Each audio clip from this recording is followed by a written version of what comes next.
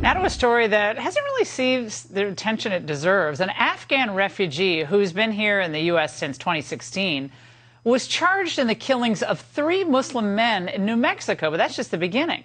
Here with all the details is Fox Chief Breaking News correspondent Trace Gallagher. Trace.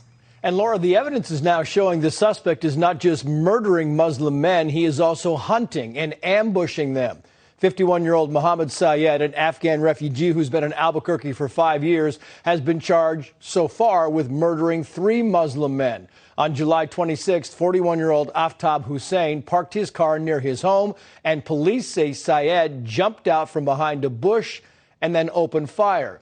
Then on August 1st, 27-year-old Mohammed Afzal Hussein, a city planner, was also shot and killed. 4 days later, on August 5th, Naeem Hussein, who had just attended the funerals of the first 2 murder victims, was apparently followed by Syed from the Islamic Center of New Mexico to the parking lot of a Lutheran Family Services building and was then shot and killed while he sat in the driver's seat of his Toyota 4Runner. Now, some believe the murders are all related to personal feuds or revenge. Others say they could be driven by inter-Muslim sectarian hate because Syed is a Sunni Muslim and the victims are all Shia.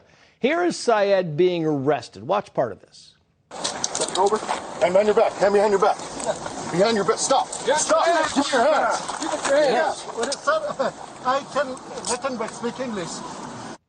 Meantime, the Daily Beast is reporting that Mohammed Syed also threatened to kill his daughter's boyfriend, beat up his wife in a government building, and kicked a Walmart employee. And we should note that he is also now the prime suspect in the 2021 murder of 62-year-old Mohammed Ahmadi, who was shot and killed in the parking lot of a cafe that he owned. At least 2 of Syed's weapons have now been connected to some of the murders. Laura. Oh, my goodness, Trace, thank you so much. Yep. Republican, I'm delighted he's with us. Republican Jeremy Gay, candidate for Attorney General in New Mexico, joins us now. Jeremy, now you just heard Trace explain all of this, how this suspect was known to the police for years, allegedly for now abusing his family, then kind of flying under the radar here. Just the kind of person we want to allow into this country. What's going on here? So, Laura, this is a story we see across New Mexico way too often, especially in Bernalillo County. This is a case in which we had a refugee who came to the United States in 2016, and in 2017 he joined the culture of lawlessness we see throughout Bernalillo County. I mean, we heard in the earlier story here that in 2017, within a year of him coming to the United States, he had a violent assault against his daughter's boyfriend. And then that next year, 2018, he had a violent assault against his own wife, pulling her out of a vehicle, ripping her hair out of her head. That same year, he had a second assault against his wife and his son, lacerating his head with a metal object within his home. And then in 2020, he was arrested for resisting arrest from the police and making a public disturbance. And so what's so troubling about these stories, and what we see so often, is how many misdemeanor assaults and batteries have to stack up before the DA will do anything about the case. And so here we had good police work who presented the case to court, and it ultimately got dismissed every time. Well, and initially when this was being reported, you got the sense that this was being reported as a likely attack on Muslims by non-Muslims, and that it was a hate crime against a Muslim refugee.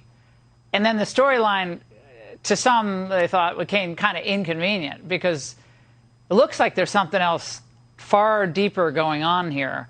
And it raises the question, Jeremy, about all of these unvetted refugees we've just allowed into the country. I'm sure a lot of great people, but we don't really know. 120,000 people, and apparently they want a lot more to come. I mean, can't vet them. Impossible to vet them. Yep.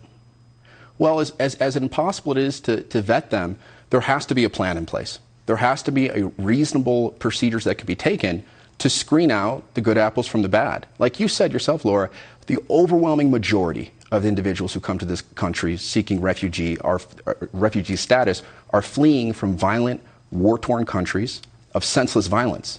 Now, what breaks my heart as an American who served in the United States Marine Corps, is to see that these refugees who came here for safety, who came here to avoid the senseless killing, these faction-based murders I mean, we have no knowledge if Muhammad Yeah. actually knew All these right, individuals personally.